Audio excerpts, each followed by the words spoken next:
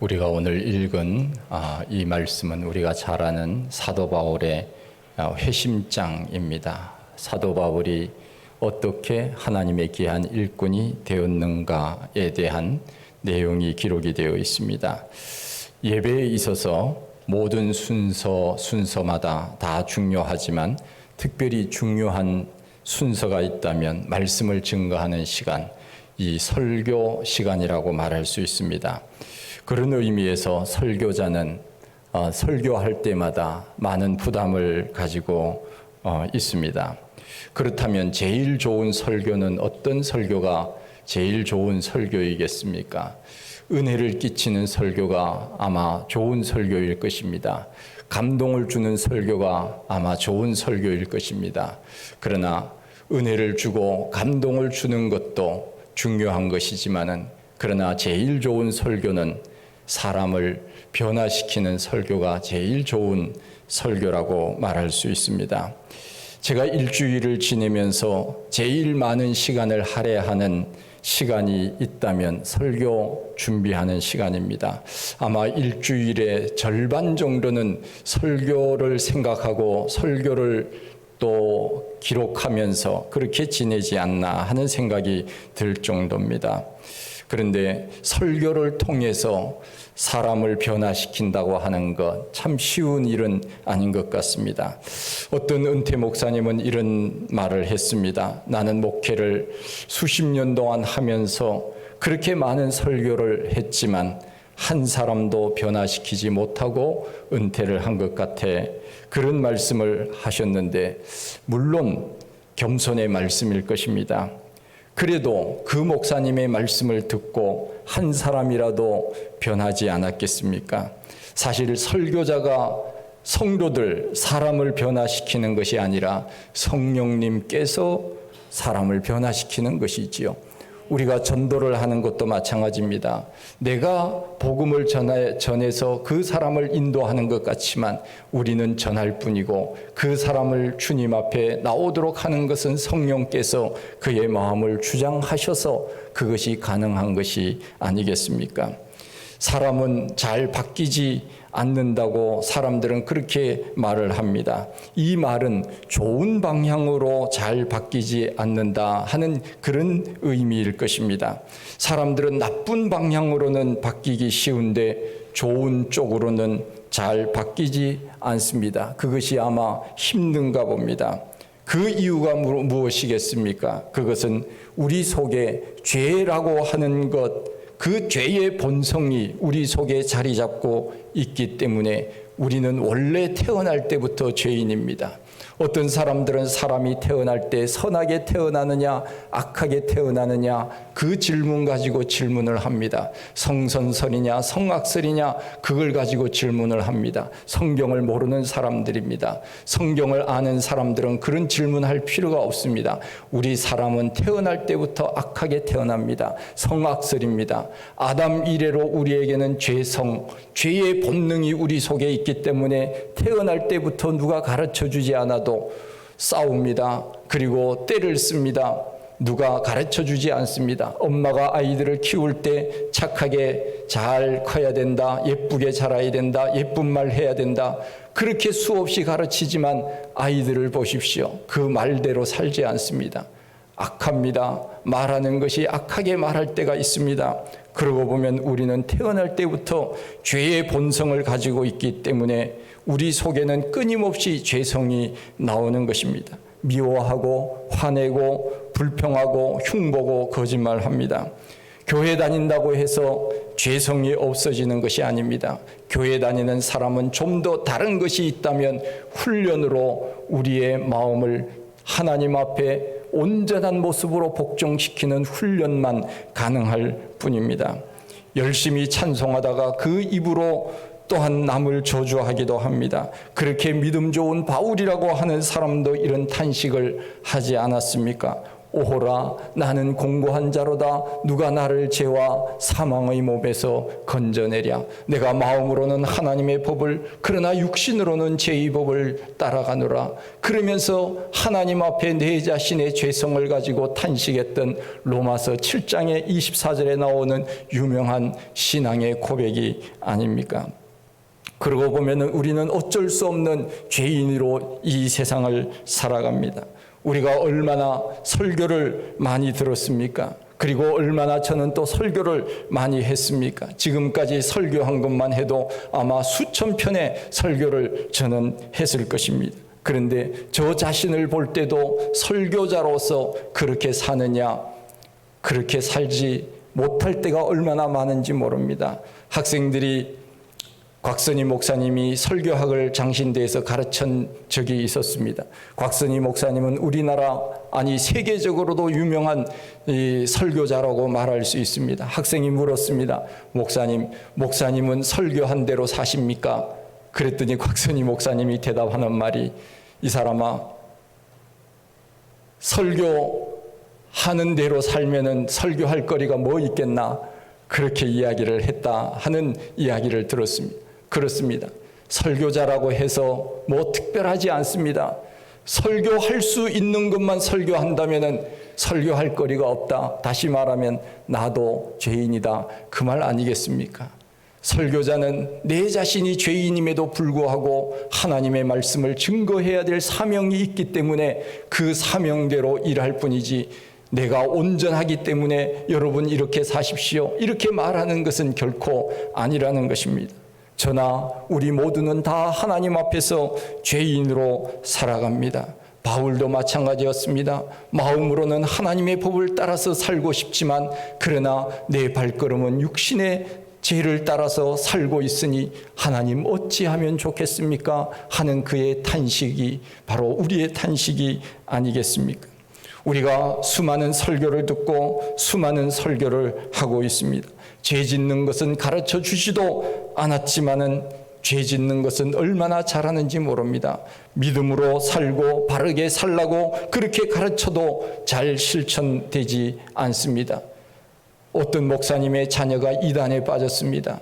얼마나 그 자녀에게 설교를 하고 믿음으로 살고 기도를 했겠습니까? 그런데 이단에 어느 날 친구하고 따라갔는데 이단의 말은 한 번 듣고는 이단으로 넘어갔대요. 얼마나 안타까운 일인지 모릅니다. 그렇습니다. 하나님이 주신 이 말씀은 우리가 그것이 진리의 말씀임에도 불구하고 하나님의 말씀은 들으려고 하지 아니하고 나쁜 사람들의 말은 어찌 그렇게 잘 듣는지 모릅니다. 왜냐하면 우리 속에는 죄의 본능이 있기 때문에 그렇습니다. 죄를 향하여 달려가는 길은 빠릅니다. 그러나 가르치는 그 진리의 말씀을 실천하는 데는 얼마나 느린지 모릅니다. 그런데 우리가 변하지 않으니까 하나님께서 사용하시는 방법이 있습니다. 매를 드시는 것입니다. 하나님의 사랑의 법칙입니다. 매를 맞고 나서야 우리는 그제서야 천부여 의지 없어서 손들고 옵니다. 나주를 멀리 떠났다 이제 옵니다. 그러면서 눈물 콧물 흘리면서 하나님 앞에 나오는 사람도 있습니다.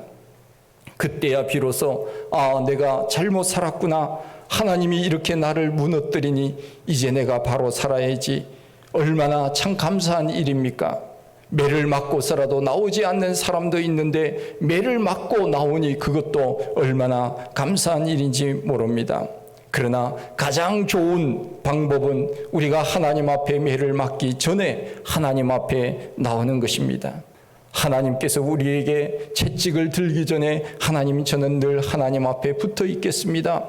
우리는 그렇게 사는 것입니다. 우리가 잘 아는 대로 에녹이라고 하는 사람은 300년 동안 하나님과 동행하여서 하나님께서 그를 산채로 하늘나라로 데리고 가셨다고 말씀하고 있습니다. 그의 향년은 365년입니다. 그런데 그는 300년 동안만 하나님과 동행했다고 했습니다. 다시 말하면 앞에 인생의 65년 동안은 그가 하나님 없이 살았다는 이야기 아니겠습니까? 그러나 하나님을 만난 이후부터 그는 300년 동안 하나님과 동행하며 산 것입니다. 그렇습니다.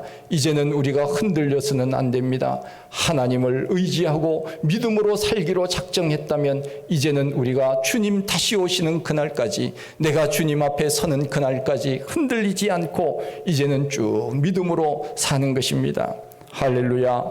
우리는 그렇게 살기로 우리는 작정하고 결단하고 그렇게 살아야 됩니다. 하나님께서 우리가 돌아오지 않으니까 매를 드십니다. 매를 맞고서라도 하나님 앞에 돌아온다면 좋은 일이지만, 그러나 매를 맞기 전에 우리는 늘 하나님과 같이 사는 것, 이것이 바로 믿음 생활 잘하는 사람입니다. 우리에게 널리 알려진 찬양 사역자 김석균 목사님이 계십니다. 이분이 늦게 신학을 해서 목사님이 되셨는데, 그가 목사가 된 다음에 좋은 점이 있다 그러더라고요. 나이가 지금 70이 가까워 이제 오시는 그런 분인데, 얼마나 한국교회에 선한 영향력을 끼친 분인지 모릅니다. 그가 이제 안양신학교 안양대학교에 MDB를 해서 이제 목사가 됐는데, 목사가 되니까 좋은 점이 하나가 더 생겼다고 하는데, 주일 낮 예배 때 강단에서 설교를 할 수 있어서 그게 얼마나 좋은지 모른다. 목회를 그가 전도사로 할 때는 주일 낮 예배 강단에 어느 교회 가도 세워주지 않았는데, 이제는 목사가 되니까 설교하라고 주일 낮 예배 때 세워주더라. 그것이 좋았다 하는 이야기를 들었습니다.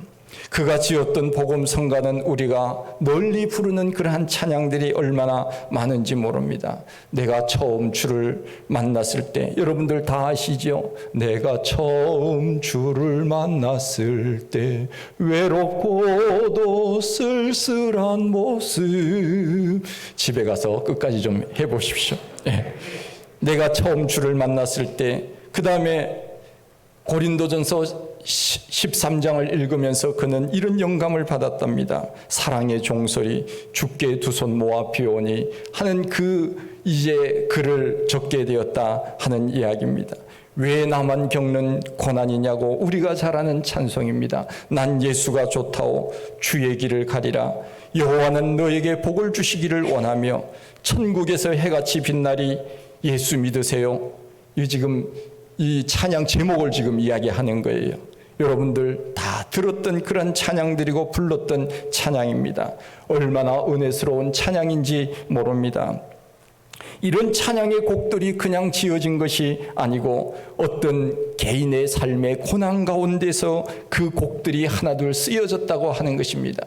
그는 창작에 대한 은사를 받았다고 고백을 했습니다. 그의 가정이 얼마나 가난한 가정이었는지 모릅니다. 자기 누나들은 초등학교도 제대로 못 나왔다고 고백을 했습니다. 얼마나 가난했으면 그랬겠습니까? 그런데 하나님께서는 그에게 창작의 재능을 주셔서 하나님 앞에 그가 찬양의 곡을 쓰고 곡을 붙여서 이 찬양을 사람들에게 부르게 했다고 하는 것입니다. 그런데 그 찬양은 한 구절 한 구절이 그냥 써진 것이 아니라 그의 삶의 고난 가운데서 쓰여진 곡들이라고 하는 것입니다. 세상에서 살다 보니 세상이 제일 좋은 줄 알았는데 예수님을 내가 알고부터는 예수님이 제일 좋구나. 그래서 쓰여진 그 곡이 바로 난 예수가 좋다오 하는 곡이라고 하는 것입니다. 그 찬양의 가사를 썼다는 것입니다. 그가 전립선 암 선고를 받고는 고난의 터널을 지나고 있었는데 주님께서 음성으로 들려주시더랍니다. 너가 그렇게 앉아 있어서 되겠느냐? 너가 그렇게 포기해서 되겠느냐? 너가 그렇게 절망해서 되겠느냐? 일어나라 일어나라 하는 음성을 주시더랍니다. 그래서 그때 쓴 곡이 바로 주님께서 일어나라고 하는 음성을 듣고는 지은 노래가 주님 손잡고 일어나세요 하는 곡입니다. 왜 나만 겪는 고난이냐고 불평하지 마세요. 고난의 뒤편에 있는 주님이 주신 축복 미리 보면서 감사하세요. 너무 견디기 힘든 지금 이 순간에도 주님이 일하고 계시잖아요. 남들은 지쳐 앉아 있을지라도 당신만은 일어서세요. 힘을 내세요. 힘을 내세요. 주님이 손잡고 계시잖아요. 주님이 나와 함께함을 믿는다면 어떤 역경도 이길 수 있잖아요. 이것은 그가 암 선고를 받고 포기하고 절망하고 좌절하고 있을 때 주님께서 너 왜 그렇게 엎드려 있느냐, 절망하고 있느냐, 그때 하나님이 주신 그 영감을 받고는 왜 나만 겪는 고난이냐고 힘을 내세요, 힘을 내세요, 주님이 당신과 함께 있잖아요 하는 이 가사를 썼다는 것입니다. 고난이 와야 비로소 주님의 은혜와 사랑을 깨닫는 것 좋습니다. 그러나 늘 주님의 사랑과 은혜에 감사하며 믿음으로 산다면 그것이 더 지혜로운 사람이 아니겠습니까? 감사도 깨닫는 것에서 오지만은 우리가 변하는 것도 깨닫는 것에서 시작이 됩니다.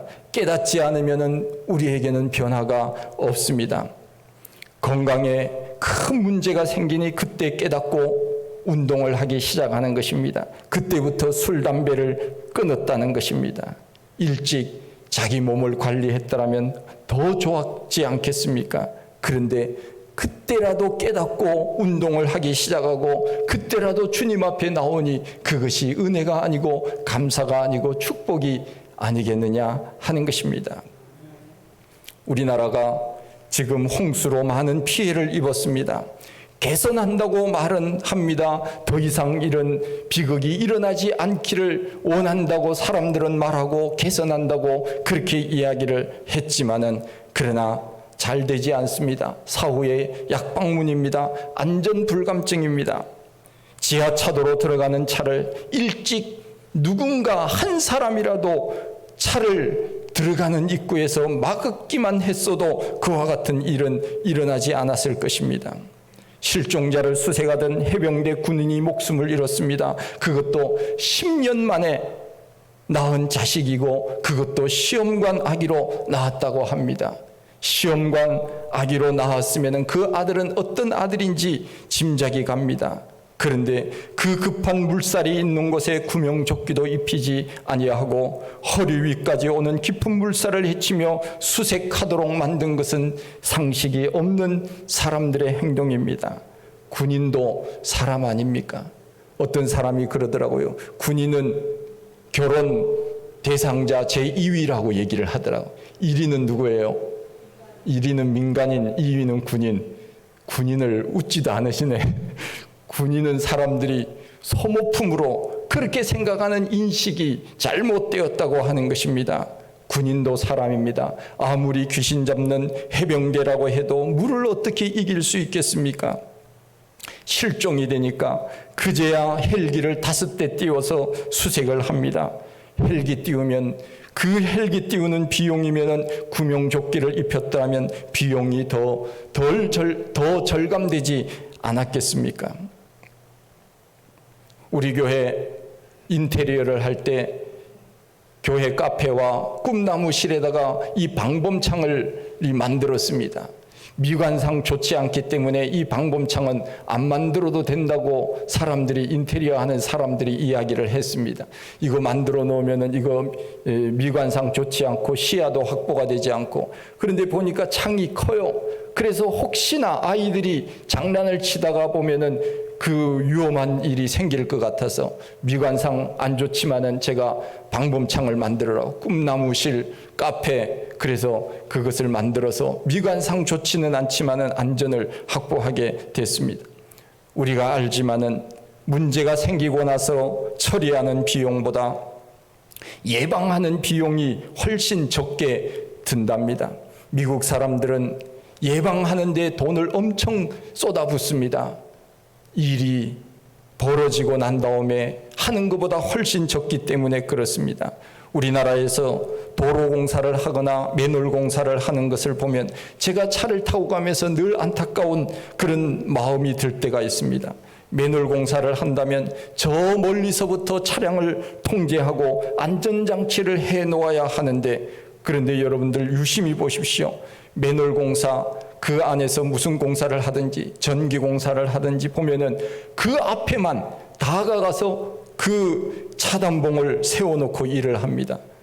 그러면 차는 멀리서부터 빠른 속도로 오는데 갑자기 그게 길이 차단이 되니까 그 사고가 날 확률이 많지 않겠습니까? 미국 사람들은 도로 공사를 하는 것을 보면은 저 멀리서부터 도로 한 차선을 아예 차단을 시킵니다. 적어도 1km, 2km 그 멀리서부터 예고를 합니다. 저 앞에 공사가 있으니까 천천히 오라고, 주의하라고, 그러면서 경찰들이 거기에 왔다 갔다 안내를 합니다. 저는 그 모습을 보면서 그런 생각이 들었습니다.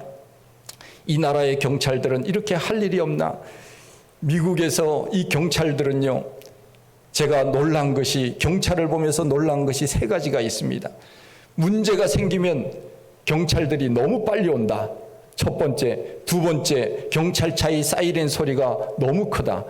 고막이 떨어질 정도로 백고동 소리 있죠. 큰 배가 그 베이스 테너 같은 그런 소리로 경찰차가 옵니다. 세 번째는 경찰차의 불빛이 너무 강해서 경찰차의 불빛을 보면은 눈이 앞이 안 보입니다. 그 정도로 이 경찰들이 어디에 있다가 나타나는지 몰라요. 그리고 경찰들이 늘 주변에 놀고 있어요. 보면은 자기들끼리 삼삼오오 모여서 놀고 있는데 나중에 보니까 그게 놀고 있는 게 아니더라고요. 언제나 우리는 여러분 옆에 있습니다 하는 그 안심을 주도록 하는 그런 예방 차원이었습니다. 그래서 처음에는 제가 볼 때도 야, 경찰들이 이렇게 할 일이 없나? 이 나라는 경찰들이 왜 이렇게 많지? 이런 생각을 제가 했습니다. 도로 공사하는데도 경찰들이 두세 명이 우두커니 서가지고 왔다 갔다 그런 모습을 보았습니다. 나중에 알았습니다. 아, 이것이 맞구나. 만일의 사태를 대비해서 미리 안전을 확보하는 것입니다. 그런데 우리는 여전히 고쳐지지 않고 있습니다. 이태원 참사를 겪고도 또 참사는 계속적으로 일어납니다. 우리가 매를 맞기 전에 하나님 앞에 나오면 얼마나 좋습니까? 꼭 매를 맞고야 나와야 되겠습니까? 하나님께서는 우리를 사랑하셔서 매를 주실 때가 있습니다. 매를 주신다고 하는 것은 무슨 뜻입니까? 내가 여전히 너를 사랑한다. 하나님 그 마음이 아니겠습니까? 우리에게 징계를 주시는 것, 이것은 우리를 사랑하시기 때문이라고 히브리서에서 말씀하고 있는 것을 보게 됩니다. 하나님이 매를 드실 때 돌아오면 살고 하나님께 나오지 않으면 죽는 것입니다. 바울이 바로 대표적인 사람 아닙니까? 그는 예수 믿는 사람들을 잡아 죽이는 일에 앞장섰습니다. 율법에 능통한 사람이었습니다. 세상적인 지식에 부족함이 없는 사람이었습니다. 그런데 여전히 예수 믿는 사람들을 죽이러 다녔습니다. 하나님이 그에게 매를 드신 것입니다. 눈을 멀게 하시고 깨닫게 하셨습니다. 예수를 받게 하는 사람에서 예수를 전하는 사람으로, 육적인 사람에서 영적인 사람으로 바꾸어 주신 것입니다. 하나님이 바울을 사랑하시기 때문에 일방적으로 개입하신 것입니다. 우리가 변하지 않으면 하나님은 방법, 시스템을 바꾸시는 것입니다. 하나님께서 방법을 바꾸셔서 하나님이 직접 개입하셔서 징계를 통하여 돌아오도록 하신다고 하는 것입니다. 우리나라 축구선수 출신 중에 최순호 선수가 있습니다. 이분이 포항 스틸러스 감독을 할 때 늘 경기를 시작하고 끝날 때는 기도하는 감독이었습니다. 그때 박항서 감독은 상주 감독을 했는데 이제 포항과 상주가 경기를 하면 두 감독이 같이 기도를 하는 겁니다. 두 감독이 다 믿음이 좋습니다. 하나님은 누구 기도를 들어줄지 참 궁금합니다. 이기는 편을 들어주셨겠죠. 그런데 포항이 K리그에서 우승할 당시 이런 시스템을 적용했다고 합니다. 경기를 이겼음에도 불구하고, 이기고 있는데도 불구하고 선수들은 끊임없이 딸리는 것입니다. 이기고 있으면 좀 여유를 가지고 할 수도 있는데 이기는 상황에서도 선수들을 독려하여 끊임없이 뛰도록 한다는 것입니다. 마치 지고 있는 팀처럼 그렇게 한 것입니다. 이유가 있습니다. 선수들에게는 승리에 대한 수당을 준 것이 아니라 출전 수당을 준 것입니다. 빠르고 부지런하게 뛰는 선수는 다음에도 계속 출전시킨다 하는 그 시스템을 적용한 것입니다. 축구는 어떻습니까? 빨라야 박진감이 있습니다. 재미가 있거든요. 이제 여자 월드컵이 시작이 되었는데 축구에 관심이 있는 분은 아마 다 아실 겁니다. 유럽의 축구가 재미있는 것은 빠르기 때문에 재미가 있습니다. 축구는 느리면 재미가 없거든요. 저는 모든 스포츠를 좋아하는데 축구를 제가 제일 좋아해요. 그리고 굿자 들어가는 거는 다 좋아합니다. 공 가지고 노는 것은 다 좋아해요. 우리 구본이 집사님이 야구 선수라고, 아마추어 야구 선수, 오랫동안 야구를 이렇게 했다고 하는데, 이 야구는 그 2-3 풀 카운트에서 2아웃이 되었을 때 그 다음에 공 하나가 어떻게 되느냐에 따라서 이게 얼마나 긴장과 스릴이 있는지 모릅니다.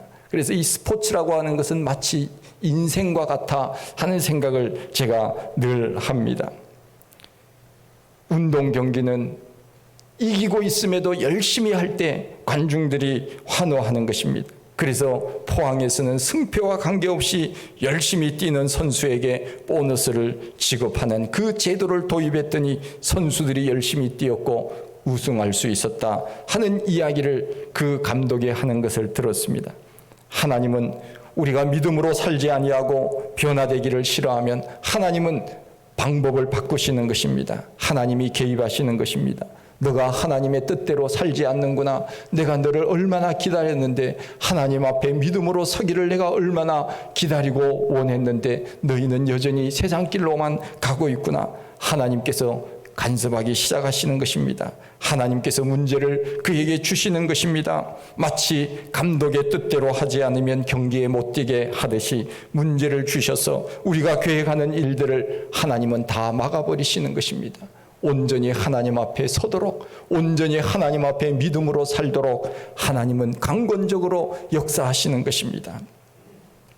어떤 분들은 이런 말을 합니다. 목사님, 제가 알아서 제가 신앙생활 할 테니 저는 그냥 내버려 두세요. 그렇게 말하시는 분들이 종종 있습니다. 정말 저는 우리 성도님들이 얼마나 귀하고 감사한지 몰라요. 왜냐하면 오늘날 이 시대의 사람들이요, 작은 교회 잘 나오려고 하지 않습니다. 큰 교회 가서 숨어서 예배 드리려고 하는 사람들이 점점 많아진다고 합니다. 물론 간섭을 받지 아니하고, 작은 교회는 왜 안 나왔어요? 왜 봉사 안 하세요? 왜 일찍 가세요? 말이 많고 좀 간섭을 많이 하잖아요. 사람이 적다 보니까 얼마나 그 한 사람이 귀하니까 그냥 간섭이라기보다 사랑하는 마음으로 그렇게 말하잖아요. 그런데 큰 교회는요, 그렇게 말 안 해도 됩니다. 간섭 안 받아도 됩니다. 그냥 기둥 뒤에 숨어 있다가 예배드리고 그냥 가고 오고 그러면 되거든요. 그런 면에서 정말 작은 교회 다니시는 분들은 얼마나 귀한 분들인가 하는 생각을 종종 합니다. 요즘 사람들은 그냥 내버려 둘 테니, 내버려 두면 제가 알아서 할 테니 내버려 두세요. 그런 사람 치고는 믿음 좋은 사람 없습니다. 내가 그냥 내버려 두면은 결과가 어떻게 되겠습니까? 사실 목사는 욕을 얻어먹는 사람이 바로 목사입니다. 끊임없이 성도들을 독려해야 됩니다. 그런데 요즘 목사들은 잘 그렇게 하려고 하지 않지요. 왜냐하면 혹시나 성도들이 시험에 들지는 않을까. 그러니 한국교회의 영적인 상태가 점점 약화될 수밖에 없는 것 아니겠습니까? 요즘 마치 선생님들이 학생들을 훈육하지 못하는 것과 같이 그렇게 점점 교권이 약화되고 또 영적인 면에서 약화된다면 전체적으로는 손해가 되지 않겠습니까? 아무리 축구를 잘해도 손흥민은 감독의 스케줄을 따라서 훈련하는 것입니다. 혼자 하는 것은 한계가 있습니다. 여러분, 오늘 우리가 예배를 지금 드리고 있잖아요. 그렇죠? 예배를 드립니다. 여러분, 우리가 코로나를 겪으면서 예배를 잘 드리지 못할 때 여러분들 가정에서 예배 잘 드리셨습니까? 아마 잘 드리지 못했을 거예요. 왜냐하면 가정에서 혼자 예배를 드리는 것은 그야말로 온전한 예배가 될 수 없어요. 이것은 누구나 마찬가지입니다. 저도 아마 마찬가지일 겁니다. 그러나 이 형식, 눈에 보이는 이 순서, 이것을 통하여서 우리는 마음을 가다듬을 수가 있습니다. 그리고 나를 여기에다가 맞추게 되는 것입니다. 예배라고 하는 그 시스템을 통하여서 내가 하나님 앞에 마음과 뜻과 정성을 모두어서 예배를 드릴 수 있는 그 환경이 만들어진다고 하는 것입니다. 예배라고 하는 시간에 나를 묶어 둔다고 한다면 내가 점점 변화될 수 있다는 것입니다. 주일이라고 하는 그 시간에 나를 복종시키는 것입니다. 그러면 우리는 하나하나씩 변할 수 있다고 하는 것입니다. 그러기에 우리는 혼자서 예배 생활을 할 수가 없습니다. 공동체에 나와서 예배 생활을 해야 그것이 진정한 예배가 될 수 있다고 하는 것입니다. 우리는 스스로 변할 수 있는 능력이 없습니다. 죄인이기 때문에 그렇습니다. 안 좋은 것은 빨리 받아들이지만 그러나 좋은 것은 느리게 받아들입니다. 그래서 훈련이 필요하고 감독이 필요한 것이 아니겠습니까? 사울이 변하지 않으니까 하나님께서는 강제적으로 사울이 다메섹 도상으로 갈 때 하나님이 그를 만나 주십니다. 사울아 사울아 너가 어찌하여 나를 박해하느냐. 우리 주님께서 개입하시기 시작하신 것입니다. 그를 픽업하여서 복음의 일꾼으로 만드셨습니다. 우리는 주님의 방식에 나를 맞추어야 합니다. 성경은 말씀합니다. 하나님의 미련한 것이 사람의 지혜로움보다 낫다고 했습니다. 아무리 사람이 지혜롭고 똑똑하고 뛰어나다 그래도 하나님의 미련함을 따라갈 수가 없습니다. 물론 하나님은 미련하지 않으시지만 아무리 사람이 뛰어난다고 해도 하나님을 넘을 수 없다는 것입니다. 그러기에 우리는 어떻게 살아야 됩니까? 하나님의 방식을 따라 살아야 됩니다. 성경에서 말씀하시는 대로 주의를 잘 지켜라, 예배 잘 드려라, 기도하며 살아라, 선한 영향력을 미치면서 살아라, 하나님 말씀대로 살아라. 우리가 거기에 맞추는 것입니다. 그래야 우리는 변화될 수 있습니다. 내 고집대로 내 생각대로 살다 보면 우리는 잘못된 길로 빠지기가 얼마나 쉬운지 모릅니다. 우리는 질그릇과 같습니다. 우리는 그야말로 아무것도 할 수 없는 연약한 존재들입니다. 쉽게 넘어지면 깨어지고 부서지고 피가 납니다. 하나님께 나를 맞추지 않으면 내 스스로가 설 수가 없습니다. 그러기에 우리 예배라고 하는 곳에 나를 맞추십시다. 하나님의 말씀 이 성경에 나를 맞추십시다. 기도하는 시간에 나를 맞추십시다. 그러면 우리의 삶이 하나님 앞에 온전한 모습으로 조금이라도 나아갈 수 있지 않겠습니까? 내가 변하지 않으면 하나님이 강제로 바꾸어 주실 것입니다. 여러분, 주님 방식대로, 하나님 방식대로 맞추어서 사시겠습니까? 대답 안 하신 분 한 두 분 정도 계시는데, 우리 하나님 방식대로 맞추어서 우리가 좀 그렇게 사십시다. 우리가 이 세상을 보십시오. 얼마나 악한지 모릅니다. 길거리에 다니기가 무섭습니다. 뉴스를 보지 않았습니까? 지나가다가 가는 사람 뒤를 돌아서서 뒤에서 칼로 찌르는 그 장면을 보면서 이 세상이 말세구나 하는 생각을 했습니다. 그리고 기후변화로 지금 이 세상이 정말 어떻게 어떤 일들이 일어날지 모르는 그런 세상 가운데 우리 주님께 맞추어서 그렇게 살아가십시다. 그리하여서 주님 앞에 칭찬받고 주님 앞에 영광 돌리며 사는 우리 모두가 다 되시기를 원합니다. 하나님 아버지, 은혜와 사랑을 감사합니다. 우리는 잘한다고 하지만 그러나 실수가 많습니다. 우리는 지혜롭고 똑똑하다고 하지만 우리는 얼마나 우둔하고 미련한지 모릅니다. 하나님 방식에 맞추어서 살기를 원합니다. 때가 악하여서 지금은 사람들이 하나님을 찾지 않는 시대입니다. 하나님, 우리만이라도 노아와 같은 의로운 사람 되기를 원합니다. 모세와 같은 사람이 되기를 원합니다. 아브라함과 같이 믿음으로 살기를 원합니다.